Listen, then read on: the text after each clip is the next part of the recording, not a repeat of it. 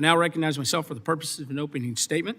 I'd like to welcome everyone to today's Transportation Committee's first hearing in the 119th Congress. As I noted earlier, during the committee's organizational meeting, we have a lot to accomplish over the next couple of years. One of the committee's top priorities will be passing legislation to reauthorize our nation's surface transportation programs. We will approach the creation of this legislation the same way we tackled the FAA reauthorization legislation and the Water Resources Development Act last Congress.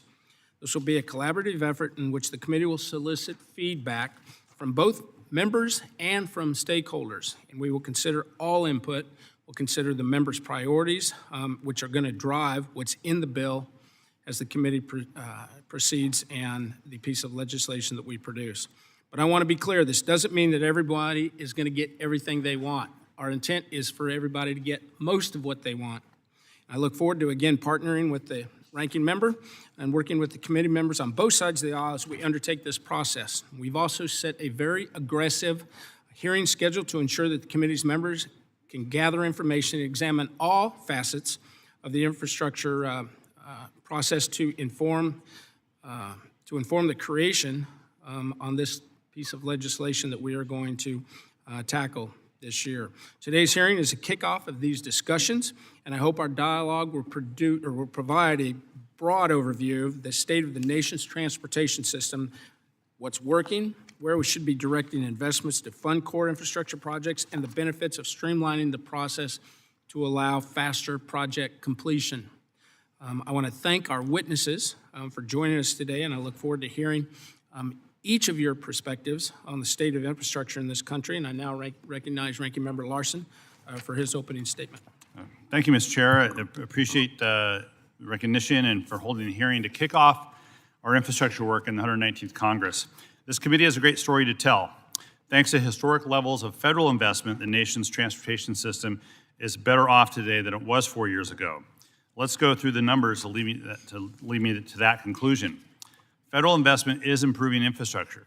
In 2024, the American Society of Civil Engineers found that infrastructure dollars that Congress provided in the bipartisan infrastructure law, quote, halted the rapid growth of the infrastructure investment gap. These bold long-term investments are delivering nearly $600 in savings each year for American families, according to the ASCE. Now, for decades, this analysis that they've done has shown a steady decline in infrastructure. Chronic underinvestment meant that roads, bridges, airports, ports, waterways, public transit, and rail were aging, becoming less reliable, less safe, costing consumers and businesses money, and hurting our economic competitiveness.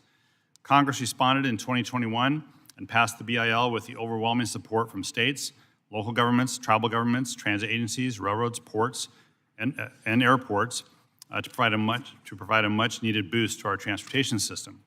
And that investment means America is building right now. These funds have supported over 85,000 new transportation projects in every congressional district, according to the American Road and Transportation Builders Association. These projects are largely selected and controlled by state and local transportation officials, transit agencies, passenger railroads, and ports in each of our districts. For example, over 90% of BIL highway and bridge dollars go out by formula, including about $6 billion to my own state of Washington and about $5 billion to the state of Louisiana. We're going to hear from the governor in a moment on that. Congress designated a much smaller portion of BIL funds to be distributed via competitive grants, and US DOT continues to award those dollars into communities in our districts as quickly as possible. Just this month, DOT announced $5 billion for more than 560,000 transportation projects in every state. These announcements benefit all of our constituents. They fund projects important to members of Congress, governors, mayors, and state legislators, Republicans and Democrats alike. In my district, the city of Everett was awarded an $18 million grant for railroad crossing elimination to improve safety and eliminate 2 existing at-grade highway rail crossings on the Smith Island Rail Terminal, which will help industrial development. We have quite a bit of work ahead of us, though, but you should know, Congress, that your investment is creating jobs. Project funding consistently flowing across the country means industry stability and jobs for people. These are private sector jobs in construction, engineering, transit, trucking, aviation, rail, and the maritime sectors. The latest jobs report showed the 47th consecutive month of job growth, more than 16.6 million jobs added since 2021. and unemployment down to 4.1%. It's evidence that these investments are working and the economy is on the move. The BIL provided substantial flexibility to state and local governments to invest in priorities as each community determines. And within that flexibility, dedicated and robust investment is helping solve high-priority challenges important to each and every one of you and your constituents. Federal investment keeps goods moving. Congress, your funding is tackling the biggest transportation bottlenecks with $7 billion in dedicated formula funds, more than $40 billion in bridge repair and replacement to make sure new bottlenecks don't form, helping ports move cargo. These investments should continue. Let's keep it going. In Congress, your investment is for improving safety. More than 40,000 people die in motor vehicle crashes every single year, amounting to a safety crisis. And this past law took a major step in safety by boosting the Highway Safety Improvement Program funding to states and providing direct funding to cities, counties, and rural communities to save lives. Let's keep that investment going. Congress, your investment is expanding cleaner and greener ways to get people around. Landmark investment available in the BIL for rail, transit, and EV infrastructure means communities can build these solutions that reflect state and local needs and priorities. Through advance appropriations, Congress leveled the playing field on funding certainty for rail. These investments should continue. Let's keep them going. And Congress, your investment is making the future workforce ready for more work and more jobs. The BIL included over $800 million to train workers for manufacturing jobs, in addition to eligible funding for workforce training available to states through flexible formula funding. These investments should continue. Let's keep it going. Keeping our transportation system in good repair, keeping it resilient, keeping it safe, and ready for future freight and passenger demand requires ongoing investment. We're ready to make that investment, and I'm committed to working with Chair and the incoming administration to provide the necessary resources to create more jobs, protect the traveling public, and to support America's transportation and construction workers. I hope all of you can join all of us in that commitment. I want to thank our witnesses for being here today and look forward to the testimony, and I yield back. Thanks, Rick. I'd like to now welcome all of our witnesses and thank you for being here today. Briefly, just mention the lighting system. Green means go, yellow means you're running out of time, and red, please try to wrap up as quickly as you can. With that, I would ask unanimous consent that the witness's full statements be included in the record, and without objection, that is so ordered. I do want to point out that the governor has a hard stop at noon, so if you have questions or if we don't get to you, please submit them in writing, and he will get an answer to you. So with that, I would ask unanimous consent that the record for today's hearing remain open until such time as our witnesses have provided answers to any questions that may be submitted to them in writing. Without objection, that is so ordered. I'd also ask unanimous consent that the record remain open for 15 days for any additional comments and information submitted by members or witnesses to be included in the record of today's hearing. Without objection, that is so ordered. As your written testimony has been made a part of the record, the committee asks that, again, you keep oral remarks to 5 minutes. And with that, I will introduce our first witness, Governor Landry, who is a former colleague, was a member of the United States House of Representatives before moving on. And thanks for being here, Governor, and you're recognized for 5 minutes.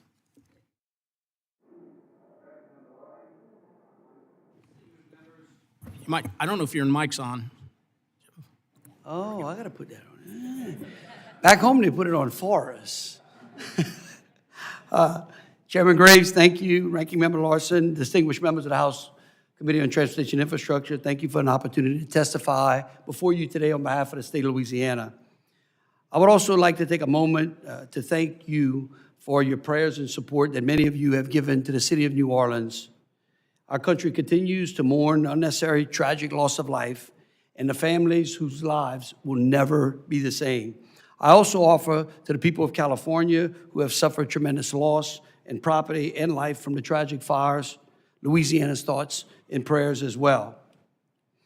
Over the past 8 years, in 3 different election cycles, 62, 74, and 77 million Americans voted respectfully and expressed their desire to see this country return to exceptionalism by voting for President Donald J. Trump. That's over 210 million votes that were cast over 8 years. And those votes were a commitment to change. The mandate is clear, and it is time we really look towards the infrastructure policies that the president had put in place, and eliminate the regulatory barriers, streamline the permitting, and truly implement the one federal decision. The one federal decision requires federal agencies to establish a one agency, one decision structure for environmental reviews.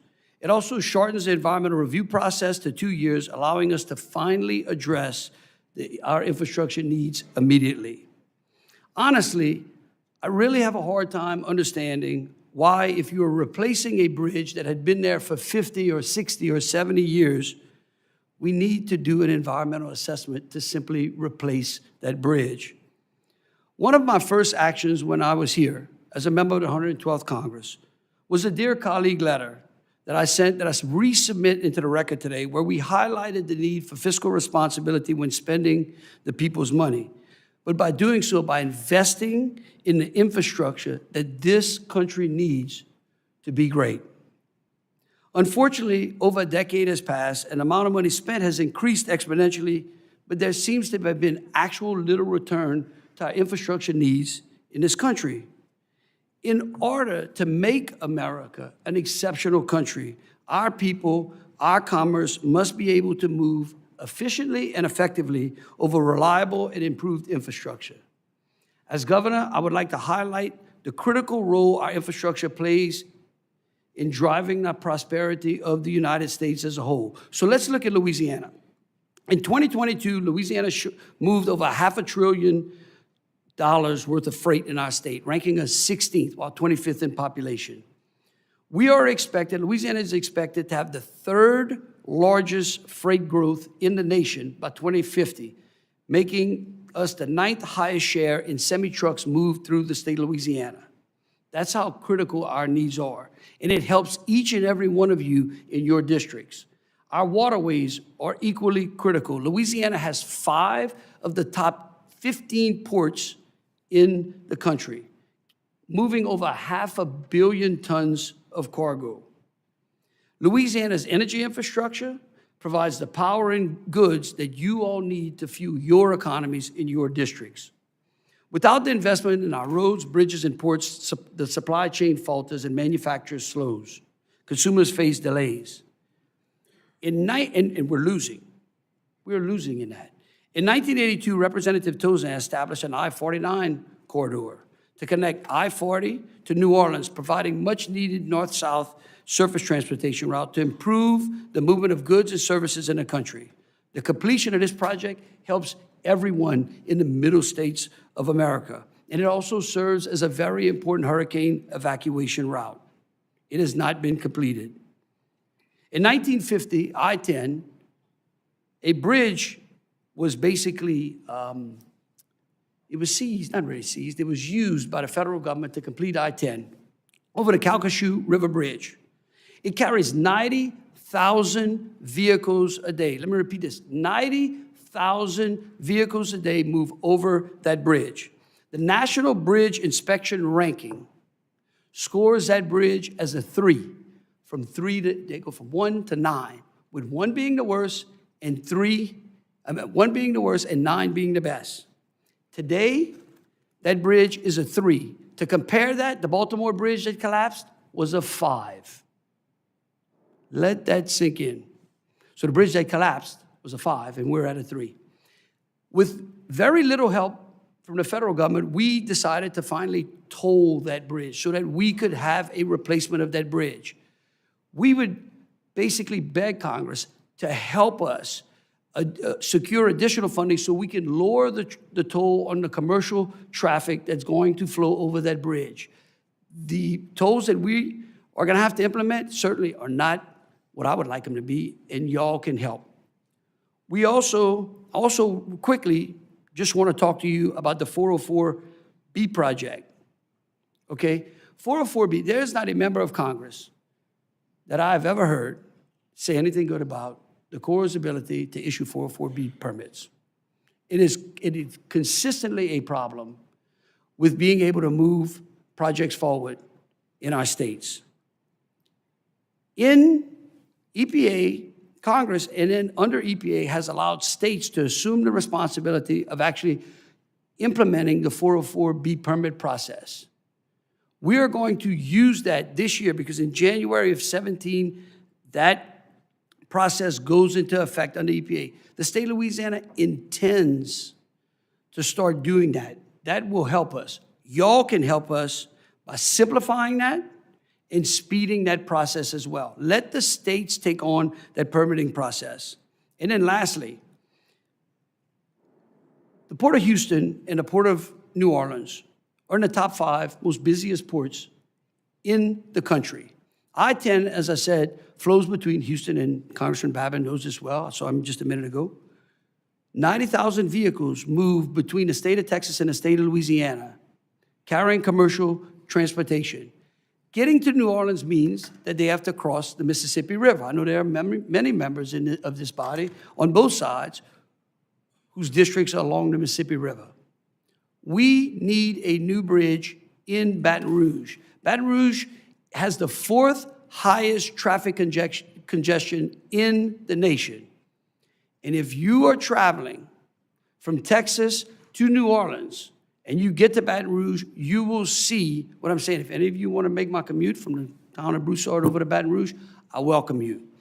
We could use some help in being able to procure, and we're not asking for all of it. In fact, if we had to, I wouldn't have a problem doing the same thing we did in Lake Charles. But we need the federal government's help to basically eliminate that congestion, but more importantly, to help move those goods back and forth that actually service your districts and help you grow your economy. And so with that, Mr. Chairman, I know I'm over my time. I apologize, but I strongly encourage you all. This is one of my favorite committees. Because you know what? Every one of you, irrespective of where you are, needs an infrastructure improvement done in your district so that you can grow your economy. And so I implore you to find a way to help us finally move this country back on track. In Louisiana, they say, we let the good times roll. Today, unfortunately, not much is rolling in America. Thank you, Mr. Chairman, for your time. Thank you, Governor. I also want to recognize the governor's wife who's in the audience, I see. Thanks for being here. Next, it's a pleasure to introduce Mayor Pro Tem Fuentes from the great city of Austin, Texas. Thanks for being here. Thank you. Chairman Graves, Ranking Member Larson, and members of the committee, thank you for inviting the National League of Cities to testify today as the committee begins to reauthorize the IIJA. I'm honored to be here on behalf of the great city of Austin, our region, and the nation's 19,000 cities, towns, and villages in each of your congressional districts. No matter how small or large your community or where you live in our country, infrastructure is essential to building a great community